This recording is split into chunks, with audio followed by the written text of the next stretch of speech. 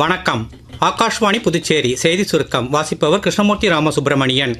பிரதமர் திரு நரேந்திர மோடி இன்று பீகார் மாநிலம் பூர்ணியா மாவட்டத்தில் இருந்து மொத்தம் 40,000 கோடி ரூபாய் மதிப்பிலான பல்வேறு வளர்ச்சி திட்டங்களை தொடக்கி வைத்து வேறு பல திட்டங்களுக்கு அடிக்கல் நாட்டினார்.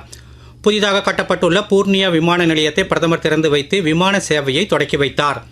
தாமரை விதைகளின் உற்பத்தியை பெருக்குவதற்கான தேசிய மக்கனா வாரியத்தையும் பூர்ணிமாவில் பிரதமர் தொடக்கி வைத்தார். இந்தியாவின் டிஜிட்டல் சகாப்தம் புரட்சிகரமான மாற்றங்களுக்கு அடிப்படையே தவிர வெறும் தொழில்நுட்ப வளர்ச்சி அல்ல என்று பிரதமர் திரு நரேந்திர மோடி கூறியுள்ளார். UPI உள்பட அரசின் பல்வேறு முன்முயற்சிகளால் நாட்டில் டிஜிட்டல் புரட்சி ஏற்பட்டுள்ளது குறித்து மத்திய அமைச்சர் திரு ராவ் இந்திரஜித் சிங் இன்று சமூக ஊடகத்தில் வெளியிட்டுள்ள கட்டுரையை பிரதமர் பகிர்ந்து கொண்டுள்ளார்.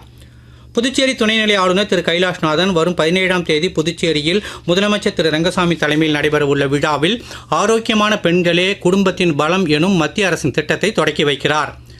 தேசிய தொழிலாளர் பொருளாதார ஆராய்ச்சி மற்றும் அபிவிருத்தி கழகத்தின் துணை இயக்குனர் டாக்டர் இந்திரகுமார் தலைமையிலான மத்திய மதிப்பீட்டு குழுவினர் இன்று புதுச்சேரியில் முதலமைச்சர் திரு ரங்கசாமியை சந்தித்து மாநிலங்களுக்கான மத்திய நிதி ஆதரவு திட்டங்களின் அமலாக்கம் பற்றிய திஷா கண்காணிப்பு குழுவின் செயல்பாடுகள் குறித்து கலந்துரையாடினர்.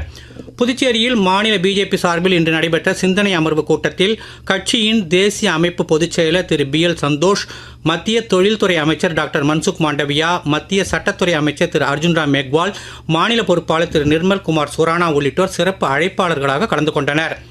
ஆசிய கோப்பை கிரிக்கெட் போட்டித் தொடரில் இன்று அபுதாபியில் தற்போது ஓமன் UAE அணிகளுக்கு இடையே நடைபெறும் போட்டியில் முதலில் ஆடும் UAE அணி சற்று முன்வரை 17 ஓவரில் 2 விக்கெட் இழப்பிற்கு 137 ரன் எடுத்திருந்தது. இத்துடன் இந்த செய்தி சுருக்கம் நிறைவு பெறுகிறது. வணக்கம்.